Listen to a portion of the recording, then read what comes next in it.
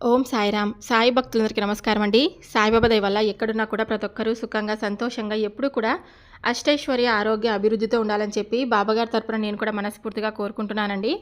ఈరోజు వీడియోలో సాయి పిలుపు ద్వారా మనకు వచ్చినటువంటి సందేశం ఏంటంటే, నీ దశ తిరిగింది. తప్పకుండా నీ జీవితంలో నువ్వు ఒక ఊహించినటువంటి గుడ్ న్యూస్ను వినబోతున్నావని ఈరోజు ఈ సందేశం ద్వారా బాబాగారు మనకు తెలియపరచాలనుకుంటున్నారండి. ఇలాంటి సందేశాన్ని ఎందుకు అందించాలనుకుంటున్నారు, ఏం చెప్పాలనుకుంటున్నారు అనేది మనం బాబాగారి మాటల్లోనే తెలుసుకుందాం. వీడియో మొదలు పెట్టే ముందు ప్రతి ఒక్కరికి ఒక చిన్న రిక్వెస్ట్ అండి. ఈ సందేశం కనుక మీ అందరికీ మనస్ఫూర్తిగా నచ్చినట్లయితే తప్పకుండా మన వీడియోకి ఒక లైక్ చేసి మరికొంతమంది సాయి భక్తులకైతే షేర్ చేయండి. కొత్తగా మన ఛానల్ని ఎవరైనా చూస్తుంటే సబ్స్క్రైబ్ చేసుకొని సపోర్ట్ అయితే ఇవ్వండి. మీకు ఎలాంటి కష్టాలు, సమస్యలు ఉన్నా కూడా నాకు కామెంట్ అయితే రాయండి. నేను రేపు గుడికి వెళ్తాను, తప్పకుండా మీ పేర్లు చదివి ప్రేయర్ అయితే చేయిస్తాను. బాబాగారి సందేశాన్ని వినేకనే ముందు చాలామంది ఎన్నో సమస్యలతో బాధపడుతూ ఉంటారు కదండి. మీకు తెలిసిన ఒక గురువుగారి నెంబర్ చెప్పండి అని చాలామంది అడుగుతూ ఉంటారనమాట. షిరిడి సాయిబాబా ఆశీస్సులతో మనకి జాతకం చెప్తారండి ఈ గురువుగారు. ఇతర ఎటువంటి పర్సనల్ సమస్యలైనా సరే మనకు జ్యోతిష్యం చెప్తారనమాట. గురువుగారి నెంబర్ వచ్చేసి 8338555161. ఫోన్ ద్వారానే మీకు జ్యోతిష్యం చెప్తారండి. ప్రేమ సమస్యలు ఉన్నా సరే, పెళ్లి సమస్యలు, మనోవేదన, శత్రు సమస్యలు, పిల్లల పొరపాట్లు, ఇంకా విడాకులు, ధన సమస్యలు, మీ జీవితంలో ఏ ఒక్క సమస్య ఉన్నా సరే గురువుగారిని తప్పకుండా కాంటాక్ట్ అవ్వండి. చాలా నమ్మకమైనటువంటి గురువుగారండి. ఈ గురువుగారి దగ్గర చూపించుకున్న ప్రతి ఒక్కరికి కూడా 100% పరిష్కార మార్గం లభించిందండి. ఇక్కడ స్క్రీన్ పైన నెంబర్ కనిపిస్తుంది కదా, ఈ నెంబర్కు కాల్ చేయండి. సమస్యలు ఉంటే కనుక ఉన్నది ఉన్నట్లుగా చెప్పుకోండి. సమస్యలు తగినటువంటి పరిష్కారం, పూజలు కానీ పరిహారాల రూపంలో కానీ మనకు చాలా చక్కగా వివరిస్తారు. చాలా నమ్మకమైనటువంటి గురువుగారు అనమాట. తప్పకుండా మీకు నచ్చితే ప్రయత్నం చేసి చూడండి. ఇప్పుడు బాబాగారి సందేశాన్ని విందామా మరి. నీ దశ తిరిగింది. నీ జీవితంలో అతి పెద్ద గుడ్ న్యూస్ వినబోతున్నావని నేను ఎందుకు అంటున్నానో ఈ సందేశం ద్వారా పూర్తిగా ఆలకించమ్మా. నీకు అదృష్టం రాబోతుంది కాబట్టే ఈ సాయి చెప్పే మాటలను నువ్వు వినబోతున్నావు. నా రాకతో నీ జీవితం చాలా సంతోషంగా మారబోతుంది. మరి నేను చెప్పేటువంటి ఈ అదృష్టం గురించి, ఈ అద్భుతమైన మార్పు గురించి నువ్వు తప్పకుండా విని తెలుసుకో.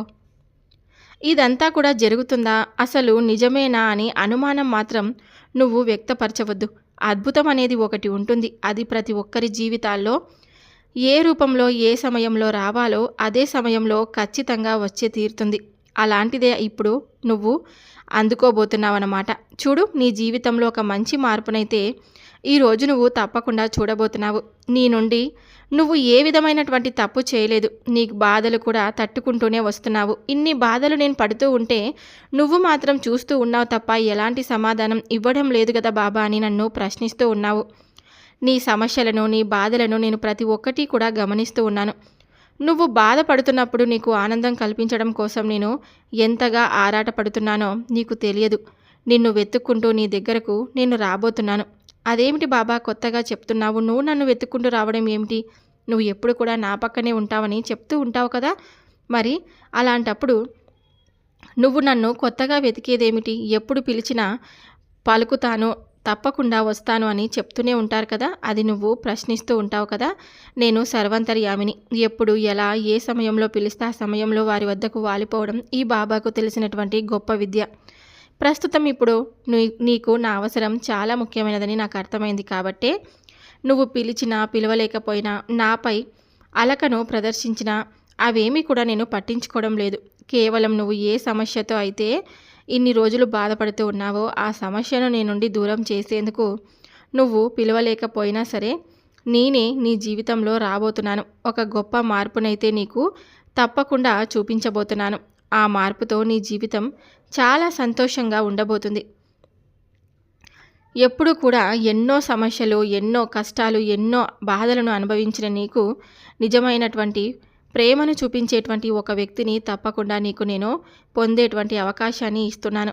ఇక మిగతా వారు ఎవరైనా కానీ ఎవరి ఆనందాన్ని వారు చూసుకుంటూ ఉంటారు కదా. కష్టాల్లో ఉన్నా, లేదంటే వారికి ఏదైనా కానీ కష్టం రాబోతుందని తెలిసినా దూరంగా వెళ్ళిపోతున్నారు. ఇది మానవ నైజం. కానీ అందరూ అలా ఉంటారా అని నేను చెప్పను.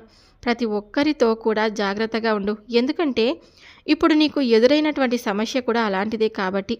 నీ చుట్టూ ఎవరూ లేరు. నిన్ను కష్టంలో ఉన్నప్పుడు కనీసం పలకరించిన వారు కూడా లేరు. ఏదైనా కానీ కష్టంలో ఉన్నావా, ఆ కష్టానికి తగినటువంటి సహాయం ఈ విధంగా లభిస్తుందని సలహా ఇచ్చేవారు కూడా లేరు. కాబట్టి ఎవరు లేక, చెప్పేవారు లేక, కనీసం నీ బాధను ఎదుటి వారితో పంచుకునే వారైనా కూడా లేక, నువ్వు ఎంత ఇబ్బంది పడుతున్నావో, నీ మనసులో ఉన్న బాధను ఎవరికి చెప్పుకోవాలో తెలియక ఎంతగా తల్లడిల్లిపోతున్నావో ఈ బాబాకు బాగా తెలుసు. అలాగే నువ్వు ఎవరితో కూడా చెప్పుకోని అవసరం లేదు. అలాగే నీ కష్టం గురించి మరెవరి దగ్గరో చేయి చాపి ఆ కష్టానికి తగినటువంటి సహాయాన్ని కూడా నువ్వు అర్థించని అవసరం లేదు. మరి ఏమిటి బాబా నువ్వు చెప్పాల్సింది? నువ్వు నాకు సహాయం అందించవు. పోనీ నేను ఎవరినైనా సహాయం అడుగుతానంటే ఆ విధంగా అయినా వారి ద్వారా సహాయాన్ని అందివ్వకపోతే మరి నేను ఇప్పుడు ఉన్నటువంటి సమస్య నుండి నేను ఎలా బయటపడాలి అని నువ్వు నన్ను అడగొచ్చు. చూడమ్మా, నీకంటూ ఆత్మస్థైర్యం ఎక్కువగా ఉంది. నువ్వు ఎంతో మంచివాడివి, మంచిదానివి. కాకపోతే నీకు ఉన్నటువంటి ఒక చెడు లక్షణం ఏమిటో తెలుసా? నువ్వు సాధించాలి అని కలలు కంటున్నటువంటి నీ జీవితాన్ని నీకు దగ్గరలో ఉన్నటువంటి, నీకు అతి చేరువలో ఉన్నప్పటికీ కూడా దానిని పట్టించుకోకుండా కేవలం నీ సమస్యపై మాత్రమే దృష్టిని సారించి ఆ సమస్య నుండి బయటపడితే చాలు భగవంతుడా అని అనుకుంటున్నావే తప్ప నీ ఎదుట ఉన్నటువంటి గొప్ప లక్ష్యాన్ని మాత్రం నువ్వు మర్చిపోతున్నావు. అసలు నువ్వు ఏం చేయాలనుకొని ఒక మంచి పనిని ప్రారంభించావో ఆ పని యందు దృష్టిని సాధించకుండా పూర్తిగా దానిని మర్చిపోయావు. దాని యందు నీకు ఎంత లాభం ఉందో ముందు రోజుల్లో నీకే తెలుస్తుంది. దేనినైతే వద్దని అనుకున్నావో దాని నుండే నీకు లాభం రావడం మొదలవుతుంది. అప్పుడు నీకు అర్థమవుతుంది, నేను దేని గురించి అయితే పట్టించుకోలేదో, దేనిలో అయితే నాకు లాభం రాదని దాని పక్కన పెట్టేశానో అందులోనే నీకు విజయం రాబోతుంది అని, నీకు ఇంకా బాగా అదృష్టం కలిసి వస్తుందా అని నీకే అర్థమవుతుంది. దేనికి కూడా తేలికగా తీసి పారేయకుండా, అది వస్తువు అయినా మనిషి అయినా ఎవరితో ఎప్పుడు ఏ అవసరం వస్తుందో ఏం చెప్పలేం కదా. కాబట్టి ప్రతి ఒక్కటి కూడా మన జీవితానికి ముఖ్యంగానే భావించాలి. ఏది లేకుండా, ఏ ఉపయోగం లేకుండా మనకు ఆలోచన విధానాన్ని భగవంతుడు ప్రసాదించడు. అలాగే ఏ అవసరం లేకుండా ఏ మనిషిలో ఏ వస్తువునో మన చెంతకు కూడా చేర్చడు. కాబట్టి దాని వెనక ఏదో ఒక అర్థమైతే ఉంటుంది. అలాగే నువ్వు ఎంచుకున్నటువంటి పని అది నీకు సరైనది కాదని నువ్వు ఎలా అనుకుంటున్నావు చెప్పు? దానివల్ల నీకు ప్రస్తుతం లాభం అయితే రాకపోయినా సరే, కష్టపడితే దానివల్ల ఏమైనా ఉపయోగం ఉంటుందేమో, అదంతా ఎందుకు పట్టించుకోవడం లేదు?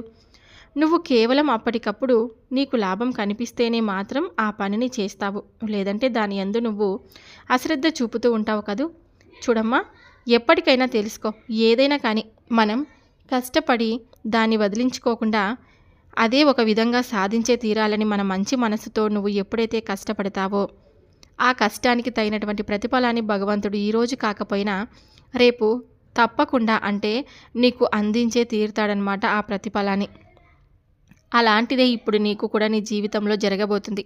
గొప్ప అదృష్టాన్ని నువ్వు పొందబోతున్నావు. మంచి మార్పును నీకు తీసుకొచ్చేలా చేయబోతున్నాను. ఆ మార్పును కూడా నేను నీ జీవితంలోకి అడుగు పెట్టిన తర్వాత నువ్వు తప్పక పొందాలి. మరి ఇన్ని రోజులు పిలిస్తే పలకలేదేం బాబా అని అంటావేమో.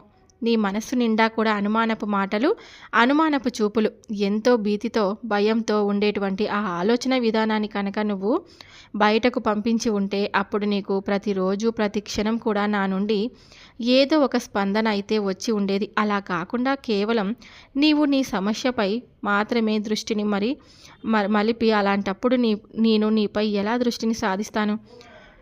నువ్వు నన్ను పిలవకపోయినా నాపై నువ్వు గంపెడంత అలకపై ఉన్నా సరే అంతా కూడా తీర్చాలి కదా. అది నా బాధ్యత.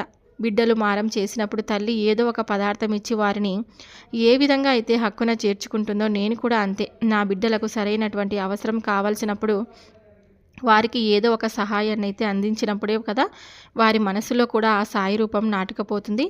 అలాగే అది నిశ్చలంగా ఉండాలి. ఎప్పుడైనా కానీ ఒక సహాయం అందిన తర్వాత మాత్రమే నాకు బాబా ఈ విధంగా సహాయం చేశాడని చెప్పి ఈరోజు మాత్రమే బాబాని గుర్తుంచుకోవడం కాదు, తర్వాత కూడా మనం అప్పుడు ఆయన ద్వారా ఒక సహాయాన్ని పొంది ఉన్నాం కదా అని ప్రతి నిత్యం కూడా జ్ఞాపకం చేసుకుంటూ ఉండాలి. అది నేనే కాదు, ఏ భగవంతుడైనా సరే లేదంటే ఏ మానవుడైనా సరే ఎవరైనా నీకు సహాయం అందించినప్పుడు వారిని ఎట్టి పరిస్థితుల్లో కూడా మర్చిపోవద్దు. అలాగే వారికి ముందు రోజుల్లో ఏదైనా అవసరమైనప్పుడు నీ వంతు నువ్వు ఏదో ఒక అంటే నీ శక్తి మీద నువ్వు ఏ విధంగా అయితే వారికి సహాయాన్ని అందిస్తావో అంతే అందించు.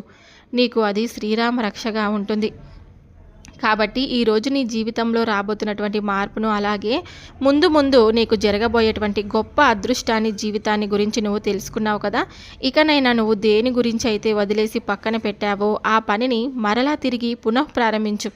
నీకు తప్పకుండా అందులో గొప్ప విజయం అయితే దాగి ఉంది. అది నేను ఒక మంచి ప్రమాణంగా భావించు.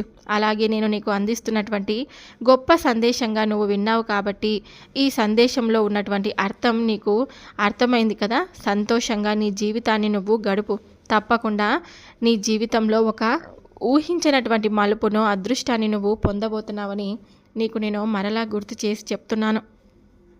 నీ జీవితానికి నేను తప్పకుండా ఒక అర్థమైనటువంటి, ఒక గొప్ప సందేశాత్మకమైనటువంటి మాటలతో ఎప్పుడు కూడా ఈ సందేశాలన్నిటినీ వినిపించే విధంగా చేయబోతాను.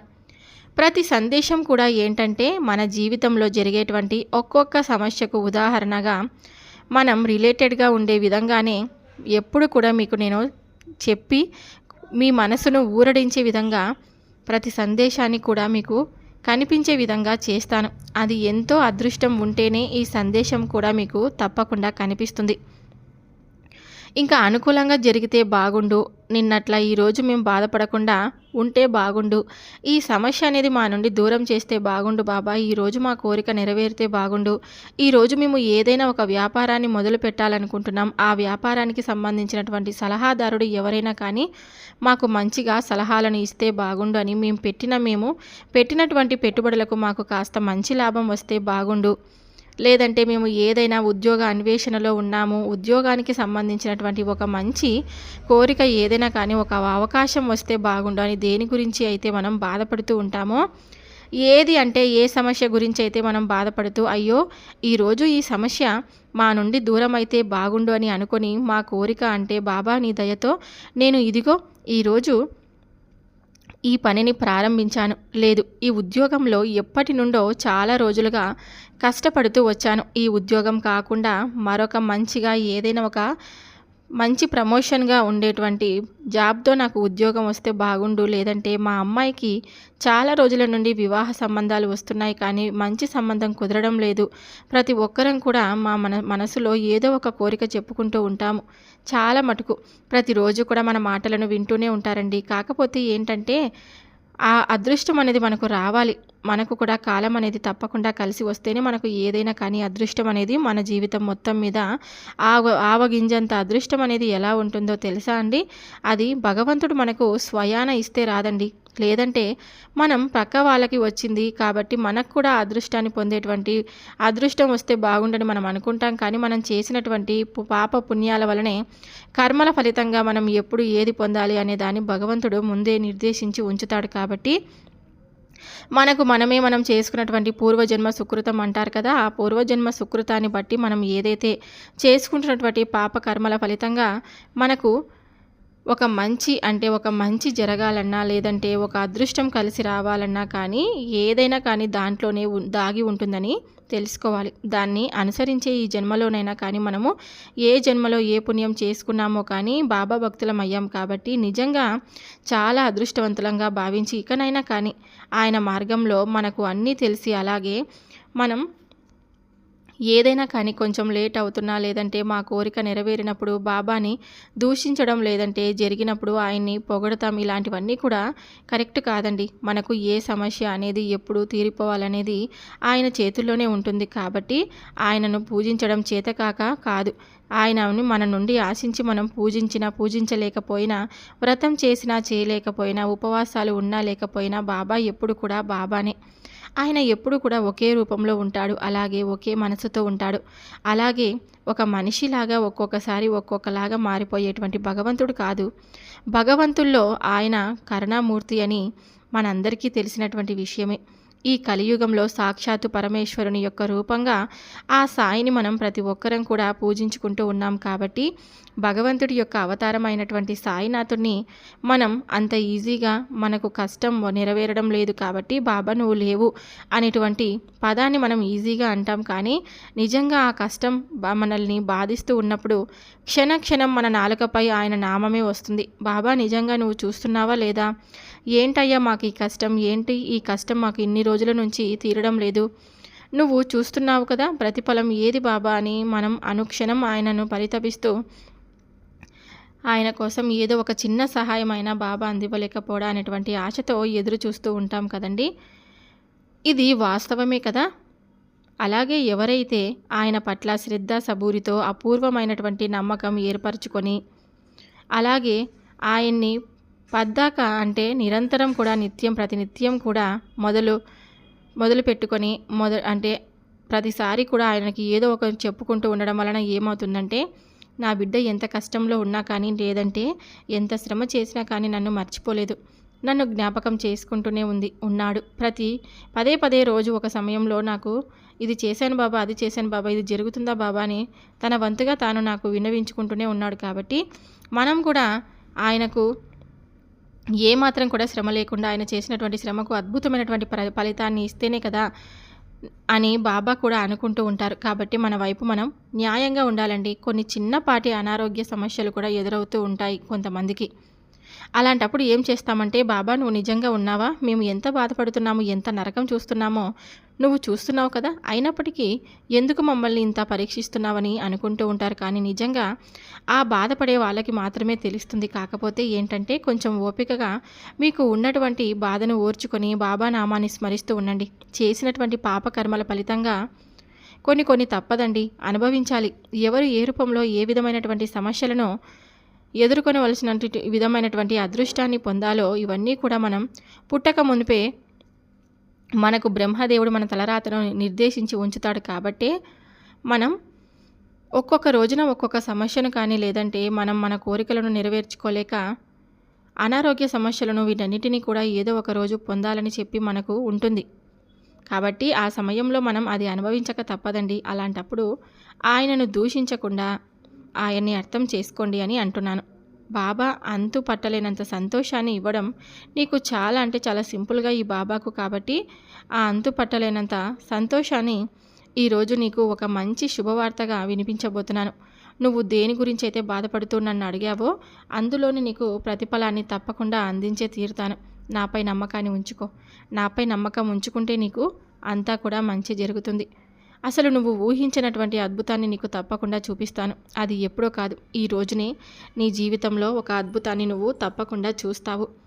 నీవు ఒకసారిగా ఇది తప్పు కదా, నీవు మొట్టమొదటి నుంచే మంచిగా చిన్న అంటే తక్కువ నుండే ప్రారంభించి కావాలి, ఆ తర్వాతే నీకు ఒక్కసారిగా నీవు లాభాల బాట పట్టగలుగుతావు. కాబట్టి తక్కువ నుండే ఎక్కువ ఆశించాలి. ఒకేసారిగా నీకు ఎక్కువగా కావాలి, నాకు రావాలి, నాకు ఎటువంటి అవకాశాలు లేవు, ఒకేసారి నా దరికి చేరవు. కాబట్టి అదృష్ట దేవత నీ తలుపు తడుతూనే ఉన్నప్పటికీ నీవే తెలుసుకోలేకపోతున్నావు. వెంటనే అవకాశాలు నీ తలుపు తడుతున్నా కూడా నీవు నిర్లక్ష్యం చేస్తూ ఉన్నావు. కాబట్టి నీకు చెప్తున్నటువంటి సందేశం ద్వారా ఒక మంచి మాట ఏమిటి అంటే, నీవు నీ కోసం వెతుక్కుంటూ వచ్చినటువంటి ఎలాంటి అవకాశాన్నైనా కానీ దూరం చేసుకోవద్దు. తప్పకుండా నీవు ఆ అవకాశాన్ని సద్వినియోగపరచుకునేటువంటి విధంగా అడుగులు వేస్తావని ఈ సాయి నీ నుండి కోరుకుంటున్నాడు. ఆ విధంగా నీవు అడుగులు వేసిన తర్వాత చిన్నగానైనా సరే నీవు కొద్దిపాటి సొమ్మును గడించిన కానీ ముందు రోజుల్లో అది నీకు పెద్ద అదృష్టాన్ని తీసుకువచ్చే విధంగా ఉపయోగపడుతుంది. సంతోషంగా ఆనందంగా నీ జీవితాన్ని కొనసాగించాలని ఈ సాయి ఎప్పుడు కూడా కోరుకుంటూ నీకు మంచి అదృష్టాన్ని అయితే ఇస్తాడు. నిజంగా కదండి, మనం ఎప్పుడైనా సరే బాబా గారిని నమ్ముకున్న తర్వాత మనం ఎంత నమ్ముతామో అంత అనుమానం కూడా వస్తుంది. ఎందుకంటే మనం ఎన్నో కష్టాలను బాధలను అనుభవిస్తూ ఉన్నప్పటికీ కూడా మనకిష్ట దైవం అంటే మనం నమ్ముకున్నటువంటి మన దైవం అలానే చూస్తూ ఉన్నారు కదా. అయినా కూడా మా కష్టాలను మమ్మల్ని తీర్చలేకపోతున్నారు, మమ్మల్ని గట్టెక్కించలేకపోతున్నారు, ఈ సమస్యల నుంచి మమ్మల్ని విడిపించలేకపోతున్నారని మనం అనుకుంటూ ఉంటాం కదా. ప్రతి ఒక్కరం కూడా అంతే, నేను కూడా అంతే. మనకి ఏదైనా సమస్యలు ఉన్నా సరే మనం కూడా అలా బాధపడుతూ ఉన్నప్పుడు భగవంతుడు చూస్తూ ఉన్నాడు, ఏం చేయలేకపోతున్నాడు, ఇంతకు ఉన్నాడా లేదా అనేటువంటి అపనమ్మకాన్ని ఏర్పరచుకొని ఉంటాం. కానీ భగవంతుడు తప్పకుండా మనల్ని సమస్యలన్నిటినీ తీరుస్తాడని మనం మనస్ఫూర్తిగా నమ్మాలి. అలా నమ్మినప్పుడే మనకు అద్భుతాలన్నీ కూడా చాలా చక్కగా కనిపిస్తాయండి. అపనమ్మకంతో మనం చేసేటువంటి ఏ పూజ అయినా ఏ వ్రతమైనా అది ఎప్పటికీ కూడా ఫలితాన్ని ఇవ్వదని గుర్తుపెట్టుకోండి. ఉన్నారంటే ఉన్నాడు, లేదంటే లేరు, అంతే. మనం నమ్ముకున్నప్పుడు ఉన్నారంటే ఖచ్చితంగా ఉంటారు మనం నమ్ముకున్నటువంటి ఆ భగవంతుడు. లేడంటే ఇంకా ఎప్పటికీ కూడా లేరని మీ నమ్మకాన్ని బట్టి ఉంటుంది. కాబట్టి మనస్ఫూర్తిగా మన ఇష్ట దైవాన్ని నమ్ముకొని ప్రశాంతమైనటువంటి జీవితాన్ని గడుపుతారని ఇక బాబాగారి తరపున నేను కూడా కోరుకుంటూ ఇక సెలవు తీసుకుంటున్నాను. సో విన్నారు కదండి బాబాగారు ఇచ్చినటువంటి సందేశం. మీ అందరికీ నచ్చినట్లయితే తప్పకుండా వీడియోకి లైక్ చేసి మరికొంతమంది సాయి భక్తులకు షేర్ చేస్తారని, వీడియో నచ్చినట్లయితే లైక్ చేయడం మాత్రం మర్చిపోవద్దండి. మరొక వీడియోతో మళ్ళీ కలుద్దాం. సర్వే జనా సుఖినో భవంతు. ఓం సాయిరామ్.